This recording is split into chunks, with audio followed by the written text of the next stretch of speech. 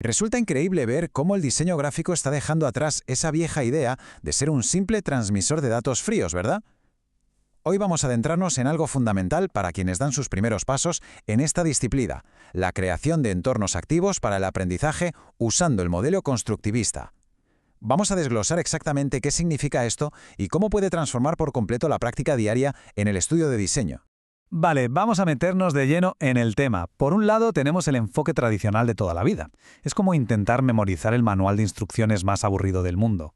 Se lanza un bloque enorme de información y se espera que, por arte de magia, alguien lo asimile sin más. Pero por otro lado, la cosa cambia por completo y la información cobra vida. Este es el famosísimo método constructivista, donde básicamente se prepara un terreno fértil para que la mente pueda explorar y encajar las piezas del rompecabezas a su propio ritmo. Para organizar un poco este análisis, aquí tenemos nuestra hoja de ruta. Primero veremos qué es exactamente el constructivismo. Después pasaremos por las ideas de tres grandes figuras históricas, Piaget, Vygotsky y Ausubel. Y para terminar, bajaremos todo esto a la práctica con estrategias de diseño concretas y definiremos el nuevo rol del diseñador. Empezamos con el primer bloque. ¿Qué es el constructivismo? Antes de entrar en materia con nuestros tres teóricos, hay que entender bien la filosofía base que sostiene todo este concepto. Y ojo, porque esto supone un cambio de mentalidad brutal. El constructivismo nos dice que el conocimiento no es una simple fotocopia de la realidad. O sea, la información no entra por los ojos y se guarda intacta en el cerebro como si fuera un archivo de ordenador. ¿Qué va? El aprendizaje de verdad ocurre gracias a una interacción constante. La mente coge esa información visual, la mezcla con experiencias pasadas, la amasa bien y a partir de ahí construye algo totalmente nuevo y propio. Y justo aquí radica el gran cambio de chip para cualquier estudiante de diseño gráfico. El profesional no se dedica a entregar verdades absolutas y ya masticadas. No se trata de dar la respuesta final en un cartel o en una aplicación móvil.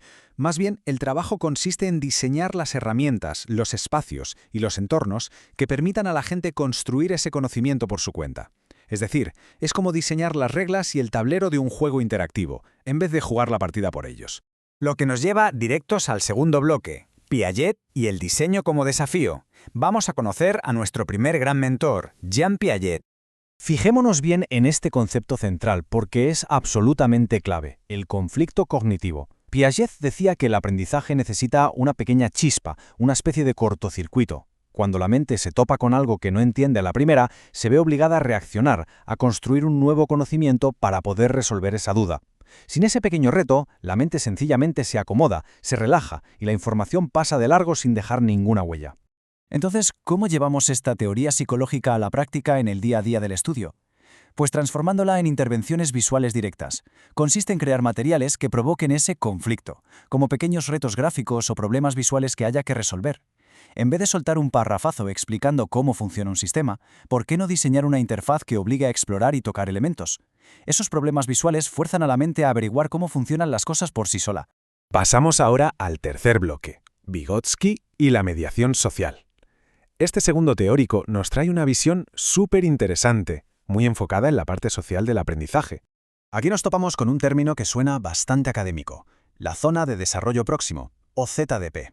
Pero vamos a traducir esta jerga a un lenguaje de andar por casa. Básicamente, es la distancia entre lo que alguien puede comprender o hacer completamente solo ahora mismo y lo que podría llegar a lograr si tuviera un poco de ayuda o guía. Es, digamos, la gran brecha del aprendizaje. Y lo que defendía Vygotsky es que esa brecha se cruza interactuando con los demás. Si nos llevamos esto al terreno del diseño gráfico, significa actuar en dos frentes muy estratégicos. Por un lado, diseñar plataformas que inviten abiertamente a colaborar. Y por otro, aportar lo que llamamos un andamio visual. Esta metáfora es buenísima. Pensémoslo así. Al igual que un edificio en construcción necesita andamios temporales para poder subir a los siguientes pisos, el diseño actúa como ese soporte vital.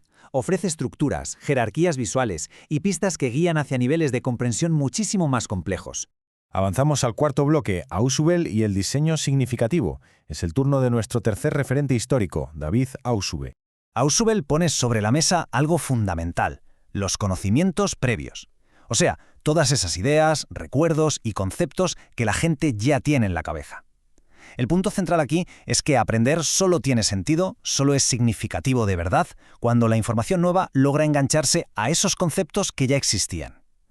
Por eso, unos datos presentados con un diseño precioso, con una tipografía impecable y unos colores de escándalo, pues a nivel educativo no sirven de absolutamente nada si no conectan con algo que ya resultaba familiar. Y esto demuestra brillantemente cómo un buen diseño interviene para salvar la situación. ¿Cómo? Utilizando organizadores previos, como por ejemplo unas buenas infografías introductorias, y tirando de metáforas visuales que todo el mundo reconozca. Pensemos en el típico icono de la papelera o de la carpeta de un ordenador. Son objetos de nuestro día a día que explican conceptos digitales complejísimos. Estos esquemas iniciales lo que hacen es preparar el terreno en la mente para que cuando llegue la información totalmente nueva, encaje como un guante. Llegamos así al quinto bloque, estrategias constructivistas. Vamos a coger todas estas maravillosas lecciones teóricas y a convertirlas en herramientas para el día a día. Básicamente nos quedamos con 3 grandes estrategias centrales: fomentar la autonomía, contextualizar y provocar la reflexión. Fomentar la autonomía significa crear sistemas de navegación libres, donde no haya un único camino correcto. Contextualizar implica abandonar la teoría abstracta y diseñar basándonos en casos reales del mundo real. Y provocar la reflexión, requiere incluir elementos que inviten a hacerse preguntas y a cuestionar. Si lo pensamos un poco, es un auténtico manifiesto moderno para el diseño educativo. Y para terminar, entramos en el sexto y último bloque, el diseñador como facilitador. Vamos a dejar muy clara cuál es la meta definitiva de todo esto. Esta cita resume a la perfección todo el recorrido que acabamos de hacer. Nuestra meta es crear materiales vivos que se adapten a la diversidad de procesos mentales. En el modelo constructivista, el diseño gráfico jamás es el objetivo final en sí mismo, es estrictamente el vehículo. Estamos hablando de crear interfaces, diagramas y espacios interactivos que casi parezcan respirar, que respondan a las acciones de la gente y que de verdad impulsen un aprendizaje profundo y duradero. Con todo esto sobre la mesa, hay una pregunta ineludible que cae por su propio peso cada vez que entra un nuevo proyecto por la puerta del estudio. ¿Ese lienzo en blanco se va a usar simplemente para decorar de forma plana y poner las cosas bonitas, o va a servir para construir un entorno activo que despierte la curiosidad de la mente? Ahí reside el verdadero superpoder de esta profesión, cuando la creatividad visual deja de ser puro adorno y pasa a ser el motor del desarrollo intelectual. El diseño literalmente cambia el mundo. Así que la pregunta es, ¿qué tipo de entornos se van a empezar a construir a partir de hoy?